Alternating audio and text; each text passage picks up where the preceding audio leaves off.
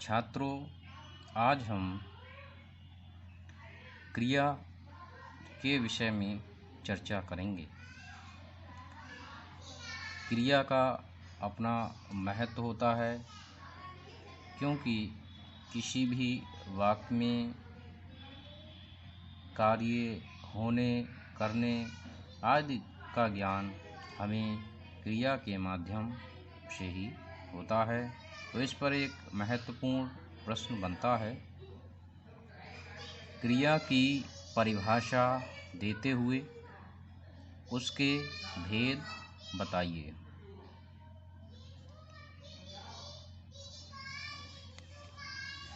क्रिया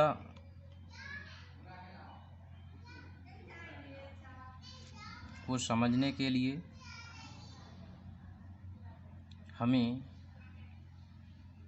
इसको विस्तार से समझना होगा। किसी कार्य के होने या करने को क्रिया कहते हैं। क्रिया एक विकारी शब्द होता है। क्रिया को इस प्रकार परिभाषित किया जा सकता है। क्रिया की परिभाषा। क्रिया को अनेक विद्वानों ने परिभाषित किया है, जिनमें से कुछ परिभाषाएं इस प्रकार हैं। डॉक्टर पृथ्वीनाथ पांडे के अनुसार, जिस शब्द में किसी काम का करना अथवा होना पाया जाता है उसे क्रिया कहते हैं। डॉक्टर भोलानाथ तिवारी के अनुसार, क्रिया वह विकारी शब्द है जिससे किसी का कुछ करना या होना ज्ञात हो। इस प्रकार क्रिया वह शब्द है जिससे काम का होना या करना पाया जाता है। इसमें लिंग, वचन तथा कारक के परिवर्तन के साथ परिवर्तन हो जाता है, इसलिए विकारी कहा जाता है। क्रिया का निर्माण धातुओं के योग से होता है, जैसे पढ़ प्लस ना, पढ़ना। लड़ प्लस ना, लड़ना।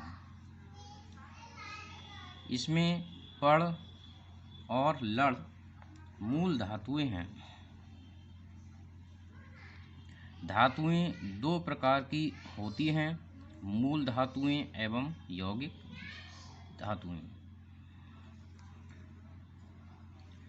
किसी दूसरी धातु या शब्द के बिना योग से बनी धातु मूल धातु कहलाती है, जैसे खाना, पीना, देखना आदि। किसी अन्य शब्द से मिलकर बनी धातु यौगिक धातु कहलाती है, जैसे चलना से चलाना, जलना से जलाना, चिकना से चिकनाहट आदि। यौगिक धातु के तीन भेद हैं, प्रेरणार्थक, नाम धातु तथा संयुक्त धातु। क्रिया की परिभाषा और धातुओं के बाद अब हम क्रिया के भेद की चर्चा करेंगे कि क्रिया के कितने भेद होते हैं या क्रिया कितने प्रकार की होती है। क्रिया को दो आधार पर वर्गीकृत कर सकते हैं। नंबर 1, कर्म के आधार पर।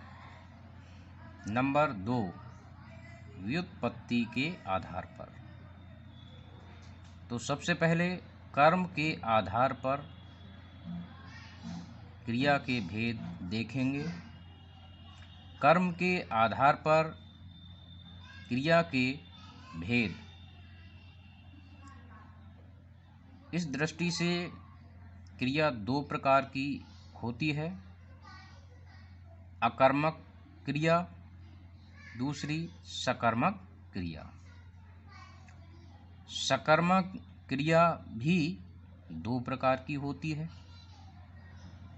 नंबर 1, एक कर्मक क्रिया और नंबर 2, द्विकर्मक क्रिया।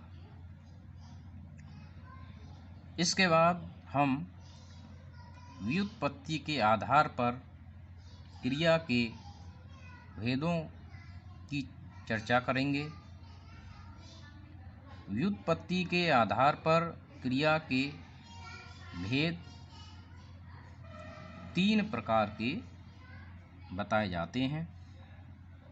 नंबर 1, मूल क्रिया। नंबर 2, यौगिक क्रिया। नंबर 3, पूर्णकालिक क्रिया। यौगिक क्रिया 3 प्रकार की मानी गई है। प्रेरणार्थक क्रिया, दूसरी नामबोधक क्रिया और तीसरी संयुक्त क्रिया।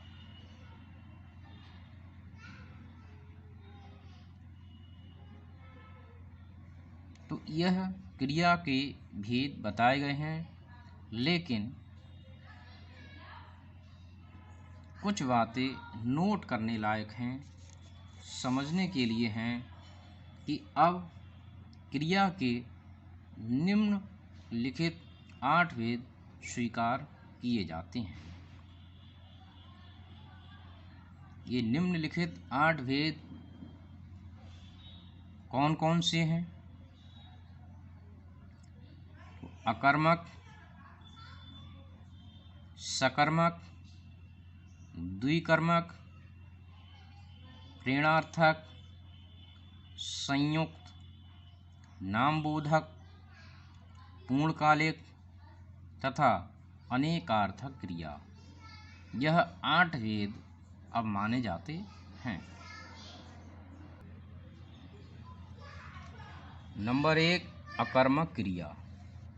जब वाक्य में कर्म नहीं होता है तब उसे अकर्मक क्रिया कहते हैं। जैसे बालक रोता है, सोहन हंसता है। इन दोनों उदाहरणों में कर्म नहीं है, इसलिए यहाँ अकर्मक क्रिया है। नंबर 2, सकर्मक क्रिया। जब वाक्य में क्रिया के साथ एक कर्म जुड़ा होता है तो उसे सकर्मक क्रिया कहते हैं। जैसे राम विद्यालय जाता है, श्याम पुस्तक पढ़ता है। इन उदाहरणों में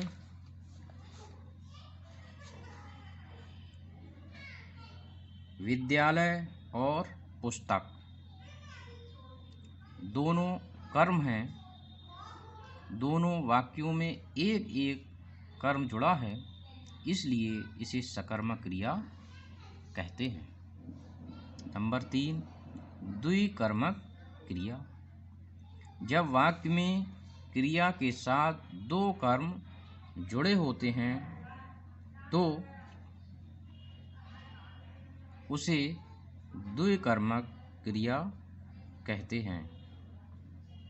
जैसे शिक्षक ने आज कक्षा को पहला पाठ पढ़ाया। दूसरा है दुकानदार ने मुझे मिठाई खिलाई। तो इन दोनों वाक्यों में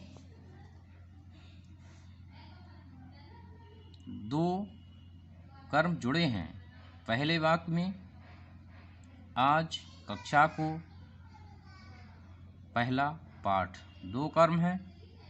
दुकानदार ने मुझे मिठाई खिलाई, वाक्य में मुझे मिठाई, दो कर्म है, इसलिए द्विकर्मक क्रिया हुई।